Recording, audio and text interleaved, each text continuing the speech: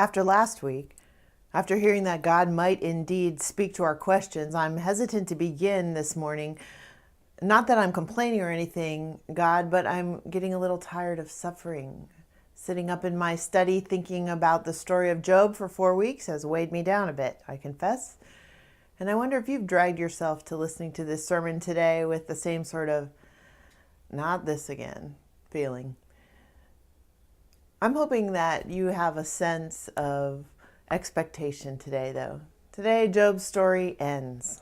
Today, Job is saved. Today, we hear the happily ever after. It's like a sigh of relief. So, one more time for review. Job was a godly man who found himself assaulted with all kinds of grief, pain, illness, loss, anything you can imagine, almost beyond what any of us could begin to bear. He called and called to God for relief, but he heard nothing. Then, when God answered, Job was reminded that this world runs on God's terms, not on his, not on ours. Job learned that life's not fair, as we hear too often. Job learned that this idea of reward and punishment when it comes to God just doesn't pan out. God is not a formulaic power, a computer who, when we input certain things, gives us specific responses. God is mystery and relationship, all the things we cannot understand and can barely define. As we've done in weeks past, let's take a closer look at the text itself. We can see from our reading this morning that Job finally clues in.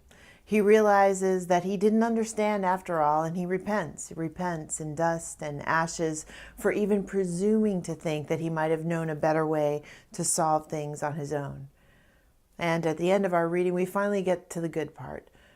Job gets fully restored to him all the things he had lost, his friends, his money, his family. There, let's just brush our hands. What was a terrible season in one man's life is over. Everything's been fixed. But wait, there are a few small problems with our happy resolution to this story.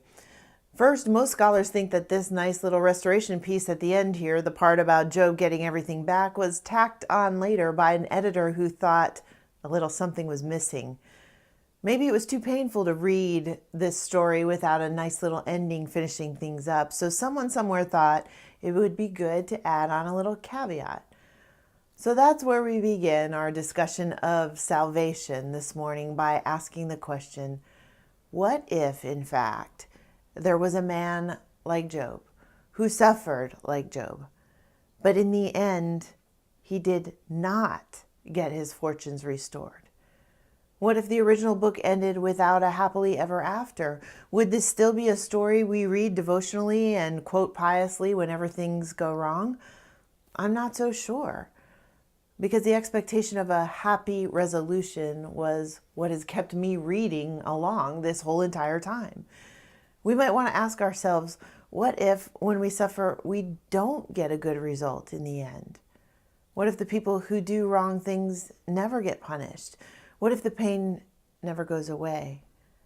What if I lose everything and I never get it back? I think that we might have a full awareness of what that would feel like, what that kind of suffering would really feel like. So again, this week I turned to Gustavo Gutierrez's book on Job. I would recommend this commentary to anyone who would like to think more deeply about the message of this book. As a liberation theologian, Gutierrez wrote his commentary on Job from the perspective of suffering in his native Lima, Peru, from a place where fortunes were not being restored, where war raged on, where children were dying because they didn't have enough to eat. Gutierrez was writing from a Job story without a perfect ending like the one we read today. Now, Gutierrez reminds us that God has a preferential love for those who are suffering. He's saying that when your suffering continues, when you feel like you can never lay down the burden you carry, when there is no rational or definitive explanation for your suffering, God has a special, tender place to hold you. The special love for those in pain exists not because those of us who suffer are necessarily better than others, more holy or morally correct, but because when we suffer, we're living in a situation that is contrary to the way God originally set things up to be. All God's hopes for healthy humanity have been skewed, and when we live with suffering and pain, we're living in circumstances that God would not choose for us. Thus, God's forgiveness of Job. Thus, God's patience when Job complained, and thus God's presence all along, even in the darkest part of Job's suffering and of our suffering. Although there are many places in the world like Latin America where suffering far exceeds the circumstances of our lives, it is also true that when we suffer, salvation does not always mean having our fortunes restored to us. It's very possible that our Job stories might end in verse 6 with us repenting in dust and ashes and then just staying there. When we suffer, we may not always get our fortunes restored as our prosperity theology taught us all along they would be, but our salvation lies in the knowledge that God understands our suffering and that God is right there with us, silent or speaking, angry or tender, and that we are forgiven and restored. Elizabeth Barrett Browning wrote, "I smiled to think God's greatness flowed around our incompleteness, round our restlessness, his rest. Fortunes restored or not, we can be assured of God's forgiveness, of God's tender love, and together they make up a genuine and deep salvation. Salvation. It's true that we might not receive what we hope to be restored to us, but whether added on later or original to the text, we can't ignore the fact that Job did today. Job did get everything back. That's what our Bibles say, which brings us to the second issue today. Job's editor must not have read the rest of the book carefully because God's restoration in response to Job's apology is just the opposite of what we've been learning from this book all along. Job may have gotten a whole lot returned to him, but we already know that God doesn't reward us or punish us in response to our actions. We can't gain God's favor, manipulate God to get the response we'd like just by behaving a certain way. The whole book of Job is about that very thing, undeserved suffering and now even undeserved favor from God. Well, let's take a look at all of the things that Job has restored to him in the text. We note first that Job was restored to his people. That is, all of his brothers and sisters and friends showed up all of a sudden on his doorstep. They ate bread with him in his house. They showed him sympathy. They comforted him. Wow, that's a relief. He finally has his friends back. Salvation. Or not. Where, we might ask, were Job's friends when he was going through tough times? Now that things have been patched up between Job and God, now that Job is getting some of his status and material wealth back, now all of the friends show up again. And frankly, this is not the comforting restoration I had originally envisioned. I wonder if Job sat around his living room with his friends, eating appetizers and thinking, nice of you to show up now. This salvation might not be exactly what we'd originally thought, because even though Job's friends came back, the memory of their unfaithfulness remained like a bitter taste in Job's mouth. Could Job's salvation with regard to his friends be rather than the establishment of old relationships, the realization that his security is not found in his friends, not found among his human counterparts who let him down, but found finally in God? People let us down. They are no well of salvation for us. Only God will provide that source of ongoing presence and comfort. That is salvation. Next, we read that Job got quite a bit of money and property returned to him. He suddenly acquired even more livestock than he'd begun with. 14,000 sheep, 6,000 camels, 1,000 yoke of oxen, and 1,000 donkeys. We're told in chapter 1 that he started off with just sheep, all of which were consumed in a fire, and all of a sudden, Job's barn is filled to overflowing. His fortunes reestablished. He has even more animals than he could have hoped for. Salvation. But what kind of salvation is found in a herd of livestock? Job had learned through his process that he could, in fact, get along just fine without even one single sheep in his barn. In fact, he learned he could get by without even a barn. Job had been reduced to sitting on a pile of ashes with no creature comforts and no possessions. He knew that his salvation was not a barn full of animals. His salvation was the assurance that even with nothing to call his own, God had a plan for his life, and God would provide for his needs. There is no salvation more potent than learning that what we needed all along was blind trust in God's providence, not a whole bunch of stuff. And last, Job's family is restored to him. Losing the sheep was tough, but we can hardly imagine the pain of losing all of his children. The editor of Job tried to tie things up nicely in a bow in the end, but you and I know full well that even with the birth of 10 new children, the memory of the lost ones surely lingered. That aching loss of children he'd celebrated and nurtured and loved would never go away. There was no bandaging that wound and fixing it with replacement children, even though I'm sure Job was glad to have them. The Lord's salvation for Job was not the provision of new children to take the place of the old. The Lord's salvation was the ability to live life with the knowledge that even in spite of such loss, God was there. God was there. God's salvation is not the erasing of relationships and pain and loss, but the courage to go on living life even in spite of the loss and grief. Our book ends with verse 17, and Job died old and full of days. Notice it does not say, and Job died happy and satisfied with everything he had and all he had accomplished. Job died having lived a long life, full of days, full of everything that makes up our human existence, even things like pain and grief and loss and sorrow and questions. Job died having lived with the Lord's salvation. Not redemption from his pain, but redemption from his alienation from God. Job was no longer enslaved to himself and to the idea that happiness comes from having things. Job died able to say, "Thy will be done," and really mean it. Job was saved. We've talked about Job's experience of a skewed salvation, and yes, I'm afraid it's time for us to talk about that for us as well. It's real nice, and it has been for 3 weeks, to hear about our friend Job and his trip through the pain of life into the promise of God's salvation. But we have to inevitably wonder how this salvation of God evidences itself in our own lives. I've already told you that the happy ending was not as happy as we'd originally hoped, and that should not surprise us, given the fact that we know from our own life experiences that salvation doesn't come tied up in a pretty bow, ready to solve all the problems we have.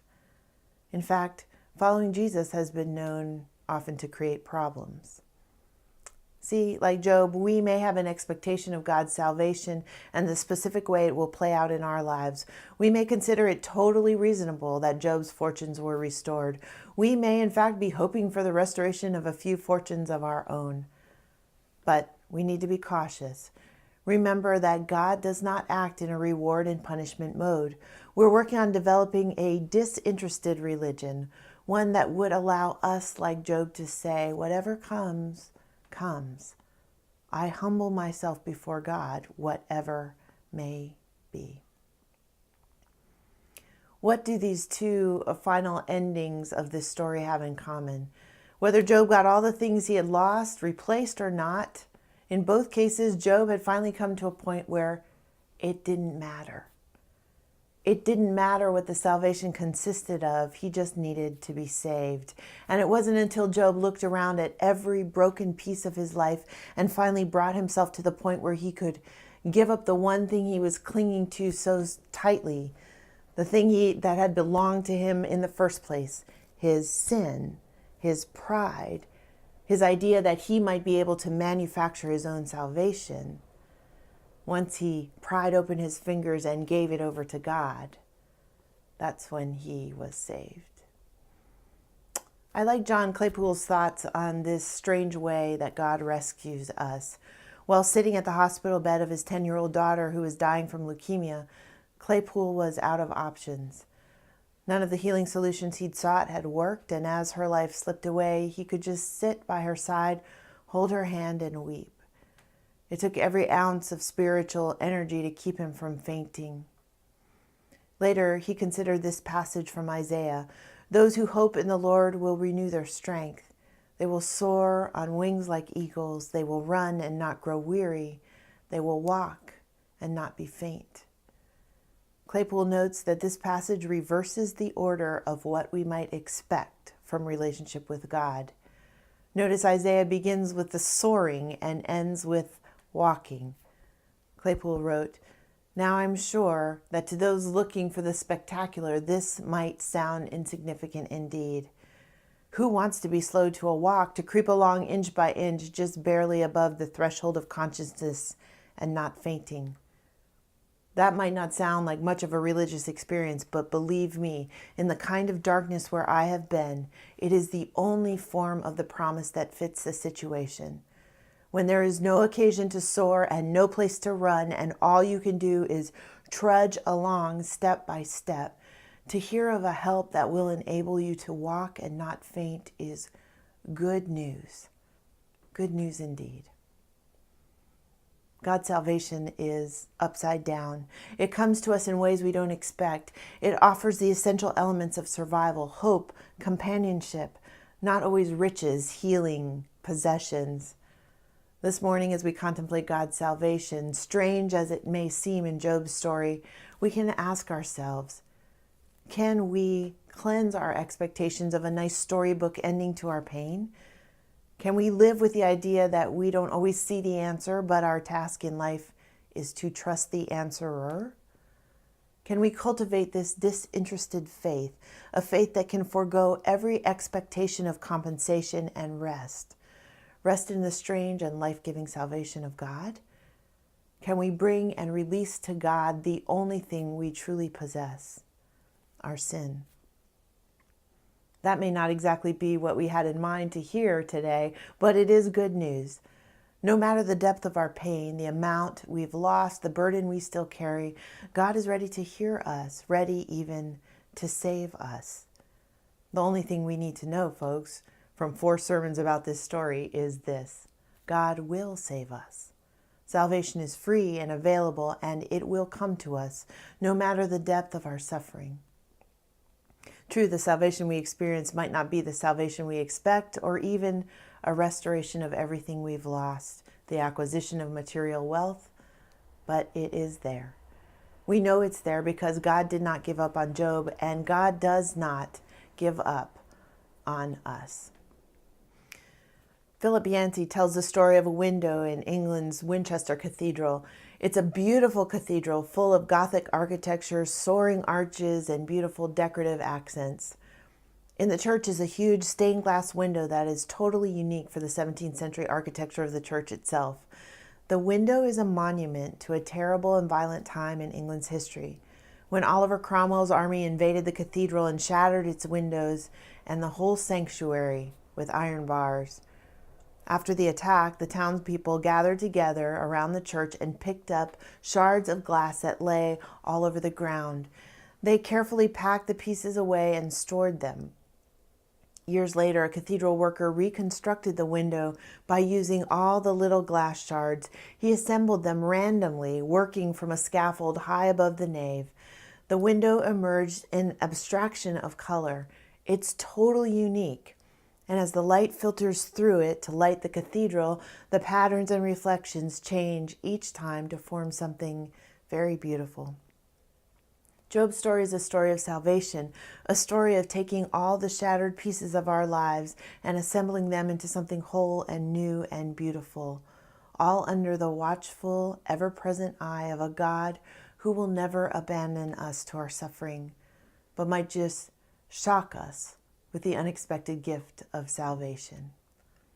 And Job is a message of salvation for our world too, that all the destruction and pain and injustice and unsolved problems are but tools in the hands of a loving and creative artist God who, when we choose to accept the gift of salvation as Job did, carefully begins crafting our salvation one little piece at a time, slowly, carefully, even painfully, until the essence of our salvation, new life, becomes the ringing and eternal cry of our hearts.